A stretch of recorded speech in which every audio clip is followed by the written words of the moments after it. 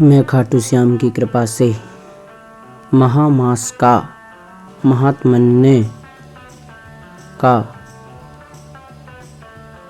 दूसरा अध्याय आप सभी को सुनाता हूँ। राजा के ऐसे वचनों को सुनकर तपस्वी कहने लगा कि राजन, भगवान सूर्य बहुत शीघ्र उदय होने वाले हैं, इसलिए यह समय हमारे लिए स्नान का है, कथा का नहीं। सो आप स्नान करके अपने घर को जाओ और अपने गुरु श्री वशिष्ठ जी से इस महात्म्य को सुनो। इतना कहकर तपस्वी सरोवर में स्नान के लिए चले गए और राजा भी विधि पूर्वक सरोवर में स्नान करके अपने घर लौटा और विधि पूर्वक सरोवर में स्नान करने के बाद और अपने ऋणनिवास में जाकर तपस्वी की सब कथा रानी को सुनाई। तब सूत जी कहने लगे कि राजा ने अपने गुरु वशिष्ठ जी से क्या प्रश्न किया और उन्होंने क्या उत्तर दिया, सो कहिए।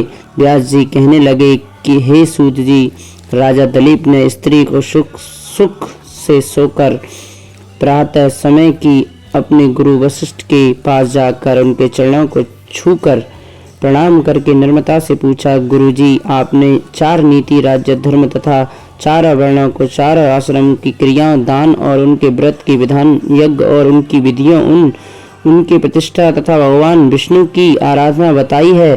परंतु अब मैं आपसे माघ मास के स्नान के महात्म्य को सुनना चाहता हूँ। सो हे तपोधन, नियम पूर्वक इसकी विधि समझाइए। गुरु वशिष्ठ जी कहने लगे कि हे राजन, तुमने दोनों लोकों के कल्याणकारी, वनवासी तथा गृहस्थी के अंतकरण को पवित्र करने वाले महामास के स्नान का बहुत सुंदर प्रश्न पूछा है।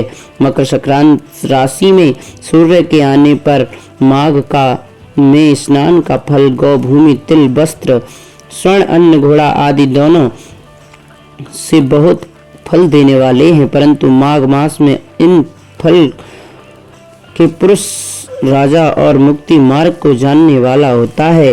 दिव्य दृष्टि वाले महात्माओं ने कहा है कि जो मनुष्य माघ मास में स्नान करता है वह अत्यंत फल वाला होता है। उनको शरीर की शुद्धि, प्रति ऐश्वर्य तथा 4 प्रकार के फलों की प्रति प्राप्ति होती है। अतिथि ने 12 वर्ष तक मकर संक्रांति अन्न त्याग कर स्नान किया, इससे 3 लोकों को उज्जवल करने वाले 12 पुत्र उत्पन्न हुए। महामास में करने से ही रोहिणी सुबह अर्धनीति दानशील हुई और इंद्राणी के समान रूपवती होकर प्रसिद्ध हुई। जो माघ मास में स्नान करते हैं तथा देवताओं के पूजन में तत्पर रहते हैं, उनको सुंदर स्थान, हाथी और घोड़े की सवारी तथा दान को दिव्य प्राप्त होता है और अतिथियों से उनका घर भरा रहता है। उनके घर में सदा वेद ध्वनि होती रहती है। वह मनुष्य धन्य है जो माघ मास में स्नान करते हैं, दान देते हैं तथा व्रत नियमों का पालन करते हैं और दूसरे पुण्य क्षीण होने से मनुष्य स्वर्ग से वापस आ जाता है। परंतु जो मनुष्य माघ में स्नान करता है वह कभी स्वर्ग से वापसी नहीं आता। इससे बढ़कर कोई नियम, तप, दान, पवित्र और पाप नाशक नहीं है। भृगु जी ने मणि पर्वत पर विद्या धाराओं और यह सुनाया था तथा राजा ने कहा कि ब्रह्म ऋषि ने सब मणि पर्वत पर विद्या धाराओं को उपदेश दिया था, सो बतलाइए। तब ऋषि जी कहने लगे कि हे राजन, एक समय 12 वर्षों तक होने के कारण में बड़ी उद्विग्नता फैल गई। हिमाचल और विंध्याचल पर्वत के मध्य का देश निर्जन होने के कारण श्रद्धा, तप तथा स्वाध्याय सब कुछ टूट गए। सारा लोक विपत्तियों में फंसकर प्रजाहीन हो गया। सारा भूमंडल फल और अन्न से रहित हो गया। तब विंध्याचल से नीचे बहती हुई नदी के सुंदर वृक्षों से आच्छादित अपने आश्रम से निकलकर श्री भृगु जी ऋषि अपने शिष्यों के सहित हिमाचल पर्वत पर गए। इस पर्वत की चोटी नीली, नीचे का हिस्सा सुनहरी होने से महामास महात्म्य सारा पर्वत पीताम्बरधारी श्री भगवान के सदृश लगता था।